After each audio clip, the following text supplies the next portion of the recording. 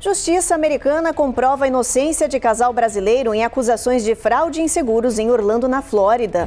Luto na comunidade brasileira. Mineira de 15 anos morre depois de ficar internada por dias após um acidente de moto. Brasil adere à Convenção Global contra a Cybercrime. Texto nasceu em Nova York e foi formalizado no Vietnã. Presidentes do Brasil e dos Estados Unidos se reúnem em Kuala Lumpur e sinalizam um novo capítulo nas relações bilaterais. Los Angeles Brazilian Film Festival desembarcou na Flórida e celebrou o cinema brasileiro junto à segunda maior comunidade da diáspora nos Estados Unidos.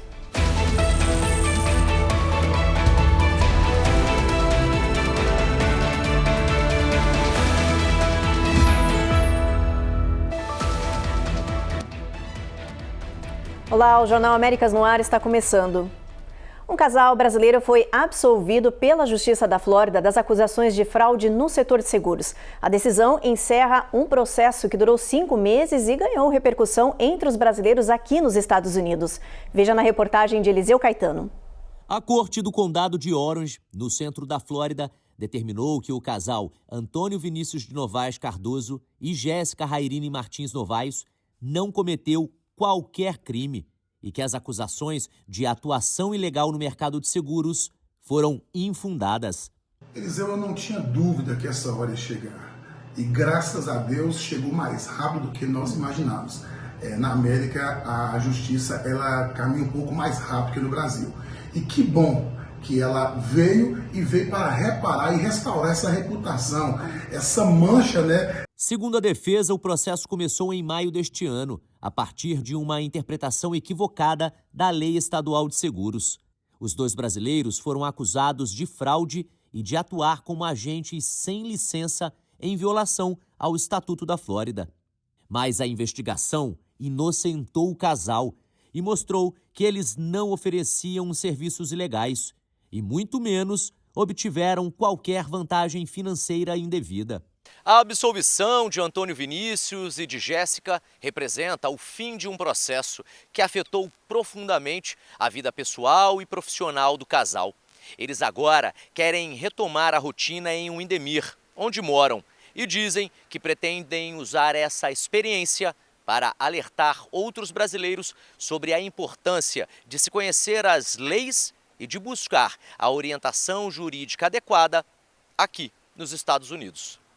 E eu quero alertar outros brasileiros que tenham cuidado, porque é um país de muitas oportunidades, um país de muitas pessoas boas, né, da nossa cultura que vive, mas tem pessoas também ruins que querem fazer o mal. Você brasileiro passar por isso, vai atrás. Se você tem a certeza da sua inocência, lute para que essa verdade chegue à tona e você tenha esse mesmo resultado que a gente teve, que é uma absorção 100%. Até a nossa fiança, né? O juiz estipulou e ele manda aqui no mandato. Vou pedir para colocar embaixo aí a decisão do nosso caso, para tirar todo o nosso nome de todo e qualquer recorde, né, que tenha nos Estados Unidos. Com a decisão, Antônio e Jéssica foram oficialmente absolvidos.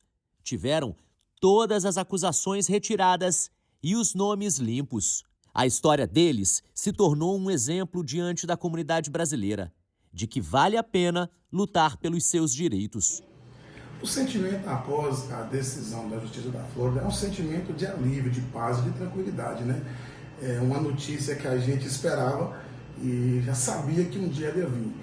Depois dessa grande, né, injustiça que fez, não só com a gente, com a nossa família, né? Algo que todos nós sofremos, tanto a gente, como eu, como a minha esposa, como os nossos filhos, como a nossa família toda, mas todos acreditavam na justiça primeiro divina e também aqui dos Estados Unidos, porque as leis aqui funcionam. Luto na comunidade brasileira no sul da Flórida. Uma mineira de 15 anos morreu neste final de semana depois de ficar internada em estado grave por vários dias. Ela estava andando de moto com um brasileiro de 21 anos quando eles sofreram um grave acidente. O rapaz morreu no local na semana passada. A adolescente brasileira Milena Figueiredo Montovanelli, de 15 anos, natural de Minas Gerais, morreu neste fim de semana no sul da Flórida, após uma semana internada em estado grave. Milena estava na garupa de uma moto pilotada pelo também brasileiro Simon Santos, de 21 anos.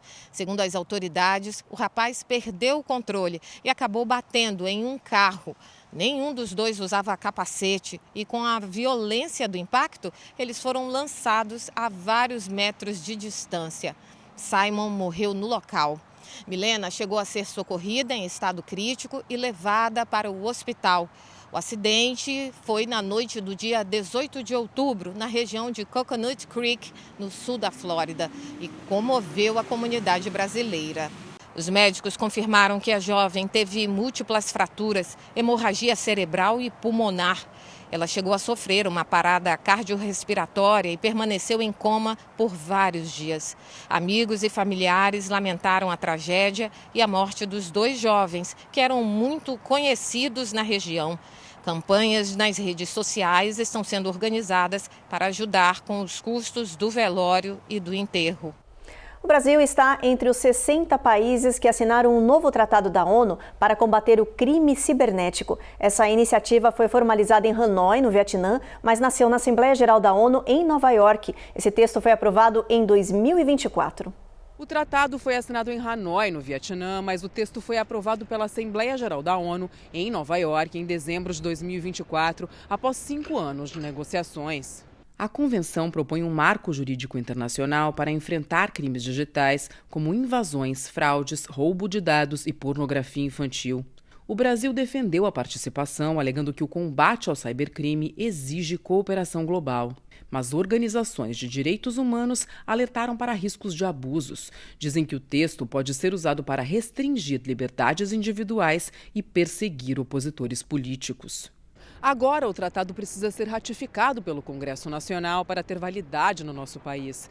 A convenção só entrará em vigor internacionalmente quando pelo menos 40 países ratificarem o documento. Depois do intervalo, você vai ver que mais de 20 aeroportos enfrentaram cancelamentos, falta de funcionários e atrasos de voo. E ainda, presidentes do Brasil e dos Estados Unidos se reúnem em Kuala Lumpur, na Malásia, e sinalizam novo capítulo nas relações bilaterais.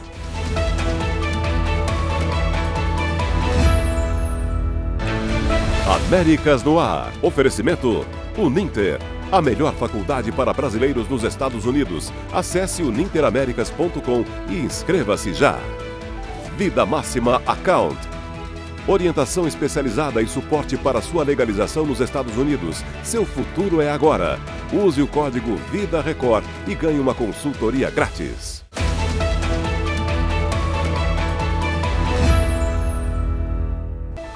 A paralisação do governo dos Estados Unidos já dura 26 dias e já afeta 21 aeroportos, com atrasos, cancelamentos e falta de funcionários. Com os feriados se aproximando, as autoridades estão pedindo paciência para possíveis crises aéreas. Mais de 5 mil voos foram atrasados e outros 500 cancelados no sábado, segundo o site FlightAware. O motivo? A falta de funcionários em aeroportos de todo o país.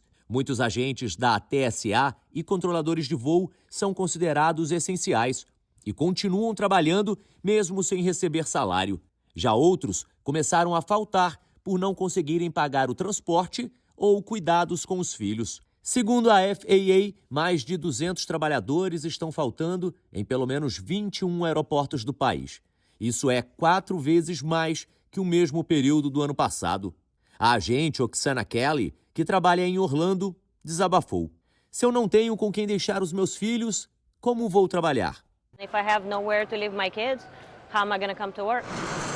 O secretário de Transportes dos Estados Unidos, Sean Duffy, confirmou que mais da metade dos atrasos estão ligados à falta de pessoal.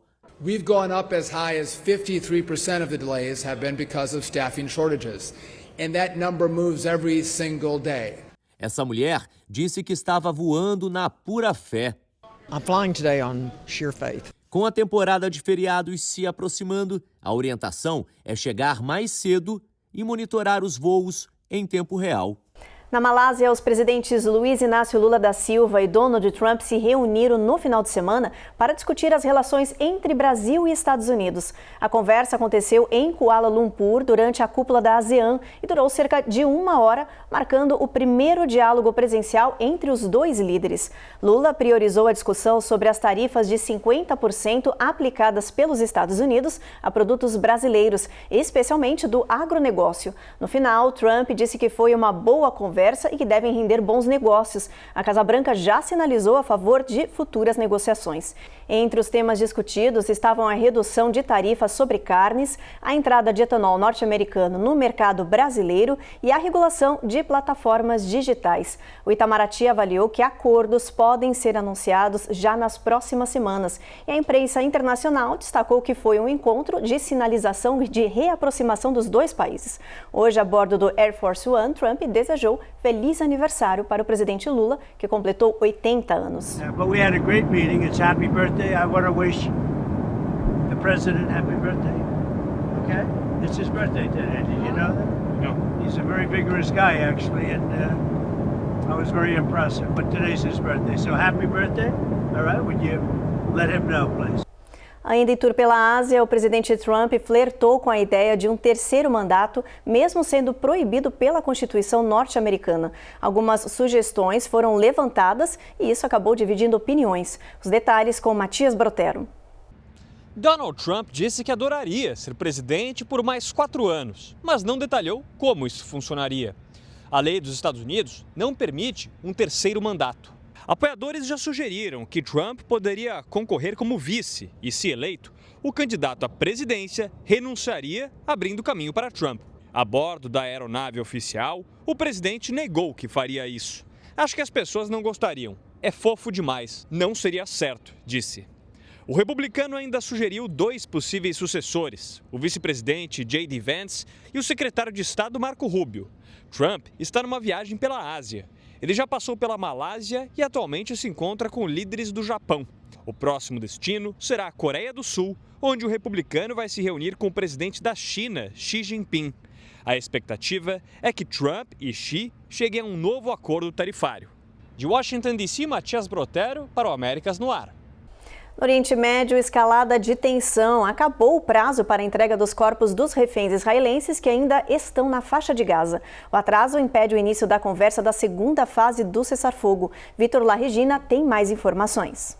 O prazo de 48 horas dado pelo presidente americano Donald Trump para a devolução dos corpos de todos os sequestrados terminou nesta segunda-feira. O grupo terrorista Hamas entregou apenas um refém. O corpo ainda passa pelo processo de identificação no Instituto Forense de Tel Aviv. 12 sequestrados permanecem na faixa de Gaza 2 semanas depois que o acordo de paz entrou em vigor. Nesta segunda-feira, equipes do Egito e da Cruz Vermelha intensificaram os esforços para a localização dos corpos. As delegações chegaram no domingo e trouxeram tratores para auxiliar os trabalhos. Israel também autorizou a entrada de um integrante do Hamas em uma região controlada pelo exército israelense para ajudar na localização. No último sábado, Donald Trump disse que países envolvidos no cessar-fogo iriam agir caso o grupo terrorista não devolvesse todos os reféns. O presidente americano não explicou quais ações podem ser tomadas pelos mediadores do acordo. O atraso na entrega dos corpos impede o início das conversas da segunda fase do cessar-fogo, em que serão discutidos, entre outros assuntos, o desarmamento do Hamas, a formação das forças de estabilização de Gaza e o governo provisório que irá administrar o território palestino. De Tel Aviv, Vitor Larregina para o Américas no Ar. A seguir, FDA libera medicamento não hormonal que promete reduzir os calores da menopausa em até 73%. E você vai ver quais são os perigos da famosa tradição de esculpir e decorar as abóboras para o Halloween.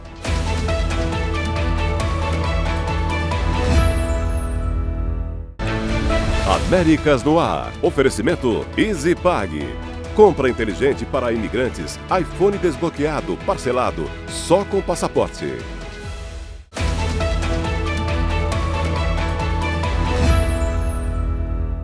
A A temporada de Halloween já está a todo vapor aqui nos Estados Unidos e com ela vem a protagonista do outono, a abóbora. Mas você sabia que existe um lado perigoso na famosa tradição de esculpir e decorar as abóboras? Pois é, olha, as autoridades estão pedindo para os pais redobrarem a atenção nesta semana. Outubro é o mês da abóbora. Ela está em tudo: cafés, tortas, decorações e até na ração dos pets. Mas no período do Halloween é bom redobrar a atenção. De acordo com a Comissão de Segurança de Produtos de Consumo dos Estados Unidos, mais de 3.200 pessoas acabam no pronto-socorro todos os anos por acidentes ao esculpir abóboras. Desse total, 1.400 são crianças. São vários os registros, desde cortes simples até ferimentos graves. A orientação dos especialistas é acompanhar as crianças nessa tradição e, nas partes mais difíceis e perigosas, deixar o trabalho manual para os adultos. E não é só na cozinha que o risco aumenta. Quedas durante o trick or treat e atropelamentos também são mais frequentes no Halloween. As estatísticas mostram que crianças estão mais vulneráveis a serem atingidas por veículos nessa data do que em qualquer outro dia do ano. Por isso, as autoridades pedem para que os pais acompanhem as crianças em todos os eventos nas ruas no dia 31 de outubro, durante a busca por doces. Uma novidade pode trazer alívio para milhões de mulheres que sofrem com um dos sintomas mais comuns da menopausa, os calores. A FDA aprovou um remédio não hormonal para combater esses sintomas que afetam drasticamente o bem-estar e o cotidiano de mulheres. O medicamento chamado Linkwet, que não usa hormônio, deve ser tomado uma vez ao dia e ele age bloqueando receptores cerebrais envolvidos na regulação da temperatura. Dados clínicos mostraram que as participantes que usaram o novo medicamento registraram uma redução de cerca de 73% na frequência dos fogachos após 12 semanas, contra 47% em quem recebeu placebo. A notícia foi recebida com ânimo pelos médicos. Estudos indicam que até 80% das mulheres passam por esses problemas durante a transição para a menopausa. Sintomas que podem durar anos e até prejudicar sono e qualidade de vida. Linkwet vai começar a ser vendido aqui nos Estados Unidos a partir de novembro, mas médicos alertam para a importância de avaliação individualizada e acompanhamento clínico. Os planos de saúde, incluindo particulares, empresariais e do governo, vão ficar mais caros no ano que vem, em 2026. O motivo é que as consultas, exames e cirurgias subiram os valores e os descontos do governo estão prestes a acabar. Se você tem plano de saúde pelo trabalho ou pelo Obamacare, preste atenção, o valor vai subir. O custo total dos benefícios de saúde aumentará 6,5% no próximo ano. E esse é o maior aumento que vimos em 15 anos, explica a especialista em consultoria Beth Onled. Next year, and that is the highest increase we've seen in 15 years. Isso significa que os empregadores vão repassar parte destes custos para os funcionários. E com isso, os serviços que você usou este ano vão custar muito mais em 2026. Um relatório da QFF, um grupo de pesquisa de políticas de saúde não partidário, informou que essa alta está sendo puxada por 3 motivos: medicamentos para a perda de peso, que aumentaram os custos das empresas, consultas, exames e cirurgias, que ficaram mais caros, e, por último, os descontos do governo, que estão prestes a serem cortados. Michele Mazur, que tem plano de saúde com benefício do governo, se assustou com a notícia.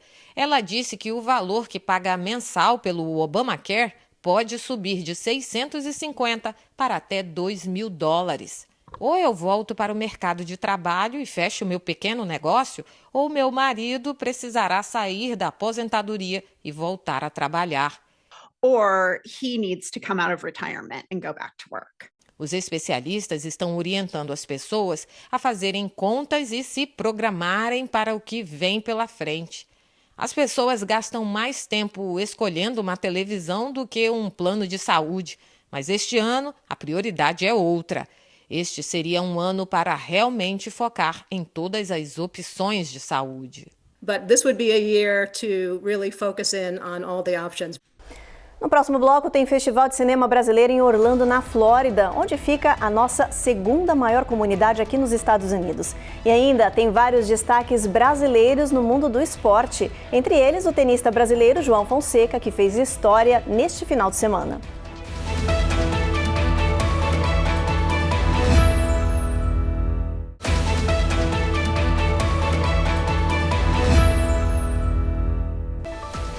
O brasileiro João Fonseca, de apenas 19 anos, fez história no tênis ao conquistar um título inédito da ATP 500 da Suíça. Com a vitória, ele entrou pela primeira vez no ranking mundial dos 30 melhores jogadores. O carioca João Fonseca venceu o espanhol Alejandro Fokina por 2-0 e levou o troféu do ATP da Basileia. Aos 19 anos, Fonseca se torna o mais jovem do mundo a conquistar um título desse nível, um feito que impressionou jogadores e diversos especialistas. O torneio na Suíça é um dos mais tradicionais da temporada europeia e a vitória coloca o brasileiro como uma promessa real do tênis profissional. Com esse resultado, João Fonseca sobe para a posição de número 28 no ranking mundial. Além do troféu, o tenista brasileiro levou também para casa um prêmio em dinheiro de quase 3 milhões de reais.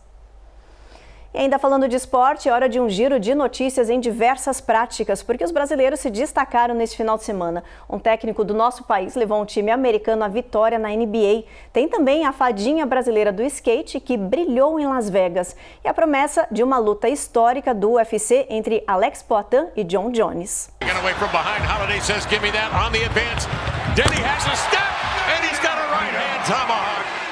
Os Blazers derrotaram os Warriors na NBA e com um brasileiro no comando. O técnico Thiago Splitter, ex-jogador da seleção brasileira e campeão da NBA pelo San Antonio Spurs, assumiu a equipe interinamente e levou o time à vitória por 108-100, em um jogo difícil e equilibrado. A skatista Raíssa Leal ficou com um vice-campeonato na etapa de Las Vegas da Street League. A brasileira liderava até a última rodada, mas foi ultrapassada pela japonesa Nishia, que acertou uma manobra de alta dificuldade e garantiu o título. Mesmo com a virada, a fadinha segue entre as favoritas para os Jogos Olímpicos de Paris em 2026. Luta histórica no UFC à vista. O americano John Jones aceitou o desafio do brasileiro Alex Poatan e brincou na rede social que o combate poderia acontecer até mesmo na Casa Branca. Jones é um dos maiores nomes da história do MMA, campeão dos pesados, ex-campeão dos meio pesados. As trocas de provocações aconteceram nas redes sociais. Ainda não há confirmação oficial do UFC sobre a luta, nem sobre o local. A brasileira Mackenzie Dern é a nova campeã peso palha do UFC. Em Abu Dhabi, ela venceu Virna Jandiroba por decisão unânime, depois de 5 rounds intensos. Foi uma verdadeira guerra entre duas brasileiras, com troca de golpes em pé e tentativas de queda. Dern mostrou mais volume a partir do 4º round e convenceu os juízes. Com a vitória, ela entra para o grupo das brasileiras campeãs do UFC. Vamos dar uma olhadinha, ver a previsão do clima para amanhã? Olha só, a gente começa por Boston, lá tem tempo encoberto. Em todo esse cenário aqui, toda essa faixa, a gente vê tempo encoberto aí. Charlotte tem um pouquinho de chuva, com mínima de 49, máxima de 53 graus. Atlanta tem chuva também, aí máxima de 53 nessa área. Jacksonville, apesar das pancadas de chuva, o sol vai dar as caras um pouquinho ao longo do dia, com máxima de 80 graus. 86, olha, em Tampa, gente, bastante calor. Houston, tempo encoberto. Brownsville, a gente tem pancadas de chuva aí com trovoadas. San Antônio, ventania, com máxima de 87, mínima de 65 graus. Phoenix, sol entre nuvens. Las Vegas, sol entre nuvens também. São Francisco, tempo encoberto. E Salt Lake City, um pouquinho de chuva, com mínima de 34, máxima de 49 graus. E Los Angeles, Brazilian Film Festival, um dos maiores e mais prestigiados festivais de cinema brasileiro no exterior, desembarcou pela primeira vez em Orlando, na Flórida, cidade que abriga a segunda maior comunidade de brasileiros aqui nos Estados Unidos. A estreia foi um sucesso, reunindo cineastas, artistas e produtores para celebrar o melhor do cinema brasileiro. Reportagem da Carla Marinho. O Los Angeles Brazilian Film Festival, realizado pela primeira vez em Orlando, estendeu o tapete vermelho para artistas e celebridades do Brasil e que vivem nos Estados Unidos. O maior festival brasileiro fora do Brasil, o LABRIF. Então, assim, esses 3 dias, ver a receptividade das pessoas e o quanto eles aplaudiram e gostaram, eu acho que vai ser assim um primeiro ano de muitos anos, de muitos filmes maravilhosos. A 18ª edição do Festival de Cinema apresentou longas, curtas, documentários, filmes infantis, produções ambientais e até filmes verticais. Maurício de Souza, o filme, que é uma cinebiografia que mistura emoção, humor e bastidores da Turma da Mônica, recebeu uma menção honrosa no evento. Meu nome é Maurício de Souza, eu trouxe alguns desenhos meus. Para que meus inimigos, tendo pés, não me alcancem. O grande vencedor do LABRIF 2025 foi Jorge da Capadócia, que mistura fé, cultura e ação. Levou o prêmio de melhor filme e também o de melhor ator para Alexandre Machafer. Estou muito feliz de estar aqui no primeiro festival do Orlando LABRIF com o Jorge da Capadócia, que está rodando o mundo e trouxe 2 prêmios, melhor ator, melhor filme. Uma gratidão enorme. Colegas e herdeiros levou o prêmio de melhor fotografia. Vim ainda ganhando um prêmio ainda, pra gente foi maravilhoso estar aqui com a Rafa, com a protagonista do meu filme, uma das protagonistas do meu filme, uma menina incrível, uma super atriz, poder pegar lá o prêmio comigo, foi incrível, não foi, Rafa? Foi ótimo, eu adorei bastante, Mastero, muito obrigada. E Enquanto o Céu Não Me Espera, levou melhor direção com Cristiane Garcia e melhor atriz para Priscila Vilela. O filme conta a história de um agricultor que precisa decidir se fica ou abandona a sua casa durante cheia dos rios na Amazônia.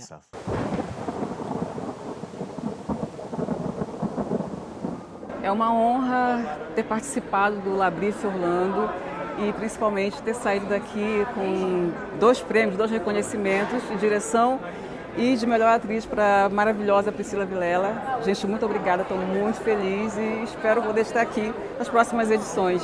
Mais do que um festival de cinema, o LABRIF Orlando marcou um encontro de culturas, sonhos e histórias que se cruzam entre o Brasil e os Estados Unidos, comprovando que o cinema brasileiro é universal.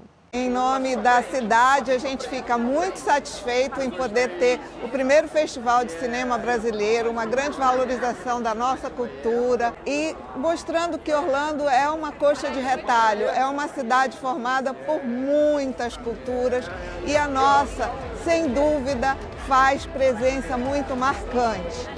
Jornal Américas no Ar, então, termina agora. A gente agradece a sua companhia e te encontra na próxima edição. Até lá!